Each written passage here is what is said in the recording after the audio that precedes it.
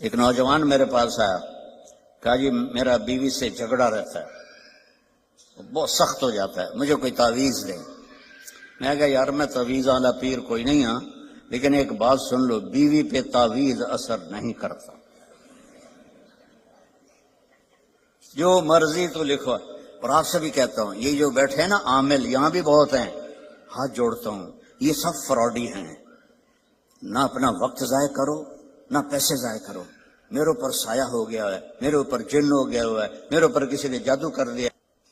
ہمیں اللہ کے نبی نے کہا ہے کہ آخری 2 صورتیں ہر جادو کا توڑ ہیں، قل اعوذ برب الفلق، قل اعوذ برب الناس۔ یہ پڑھو، کوئی جادو نہیں رہے گا۔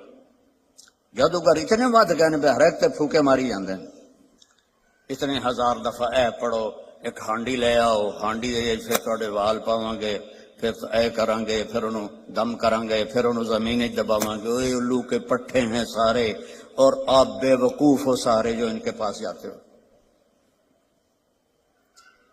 جس کو رب نے قل اعوذ برب الفلق قل اعوذ برب الناس کی صورت دی ہو، وہ اس کو پڑھے اور آیت الکرسی پڑھے، اس میں جادو ہو ہی نہیں سکتا۔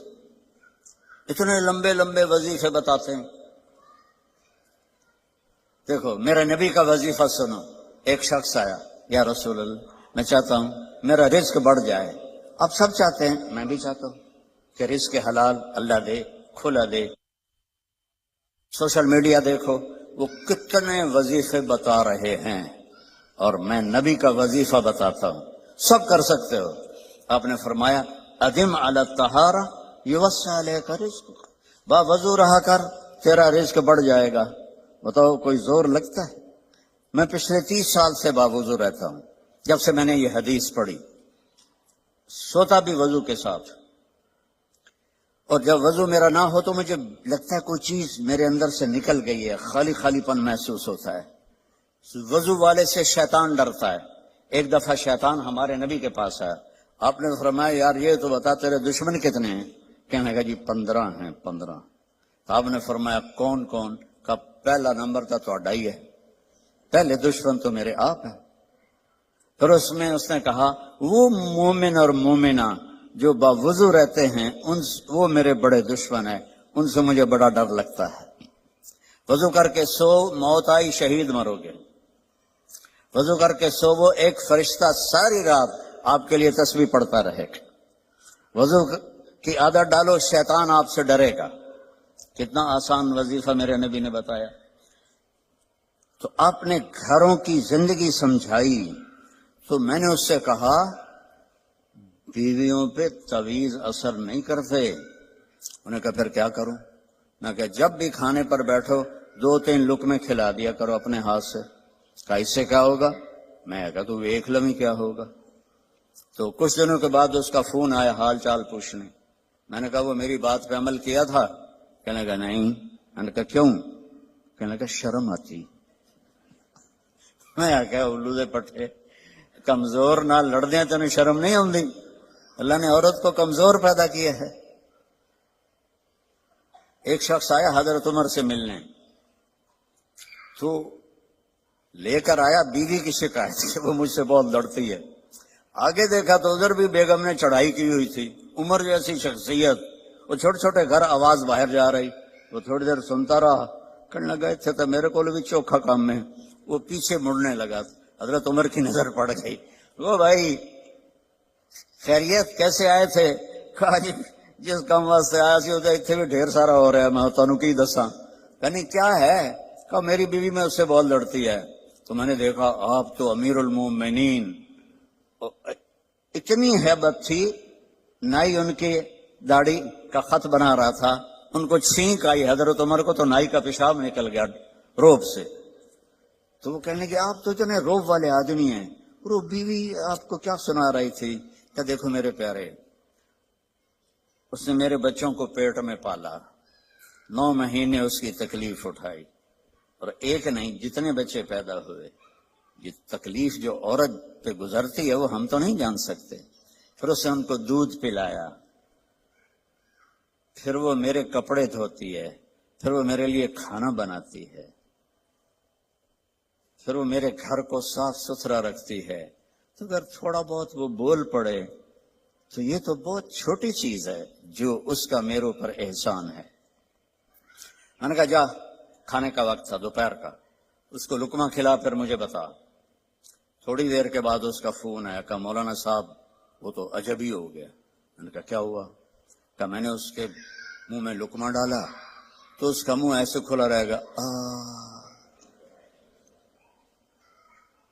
اور کہنے لگی کس نے پٹی پڑھائی ہے تمہیں؟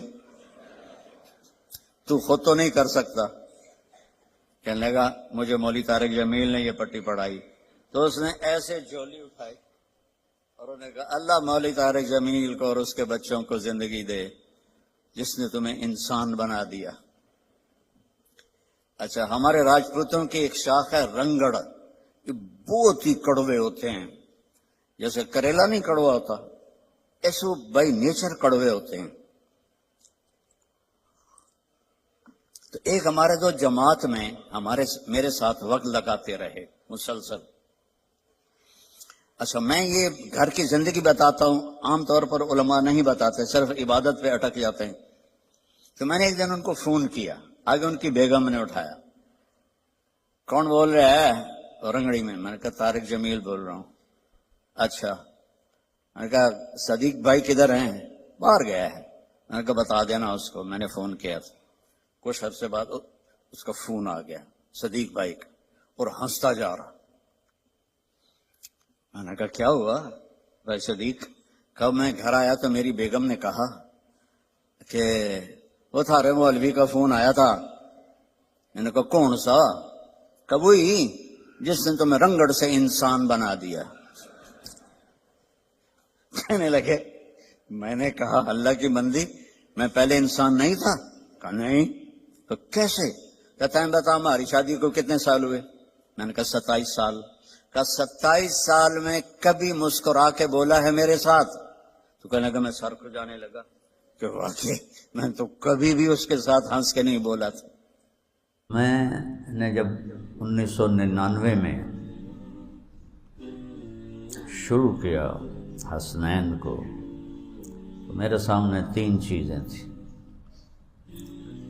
ایک، ان کا علمی رسوخ ہو، اس کے لیے عربی کا سمجھنا بہت ضروری ہے.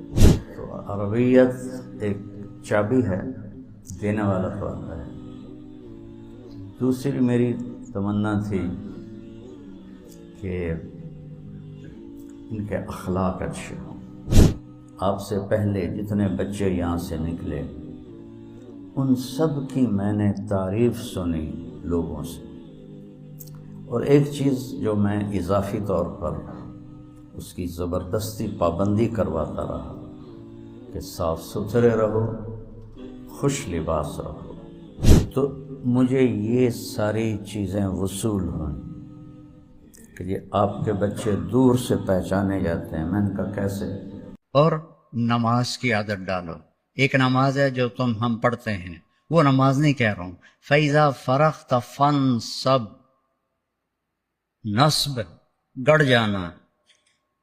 جیسے یہ بوتل ہے نا، یہ یہاں آ کے گڑی تو نہیں لیکن ایسے کھڑی ہے. تو اللہ کہہ رہا ہے فَانْصَبْ، ایسے جیسے لکڑی کو ٹھوکا جاتا ہے نا زمین میں اور کچھ اس کا حصہ اندر چلا جاتا ہے اور اوپر والا ایسے ہو جاتا ہے، تو نماز کے لیے ایسے کھڑے ہو. ایسے عبداللہ بن زبیر پر حجاج حملے کر رہا تھا اور وہ حرم میں نماز پڑھتے، کوئی پتھر یہاں سے گزرتا، کوئی یہاں سے گزرتا، کوئی یہاں سے گزرتا، اور ان کے جسم میں ایسے بھی نہیں ہوتا تھا. ایسے اتنے اطمینان سے نماز. وَإِلَىٰ رَبِّكَ، بولو، فَارْغَب، رغبت کی نماز. نماز میں دل لگے، نماز میں کھڑے ہو جاؤ، نماز میں کا انتظار کرو، نماز کو اپنے مسائل کے حل ہونے کا ذریعہ بناؤ. نماز میں دعائیں مانگنا سیکھو. ہم دعا نہیں مانگتے، دعائیں مانگنا سیکھو. یہ بہت بڑا سبب ہے. اسباب ظاہریہ اختیار کرو اور نماز کو سب سے بڑا سبب بناؤ. اذا حزبہ امر فزع الی الصلاۃ، جب کوئی مشکل آتی تھی آپ نماز پڑھتے تھے. جب کوئی مشکل آتی تھی آپ نماز پڑھتے تھے. 3 دن گزر گئے، کھانے کو کچھ نہیں ملا، تو حضرت عائشہ سے کہنے لگے چلو آج میں اللہ سے جا کے بات کرتا ہوں. مسجد میں گیا، نفل شروع کر دی.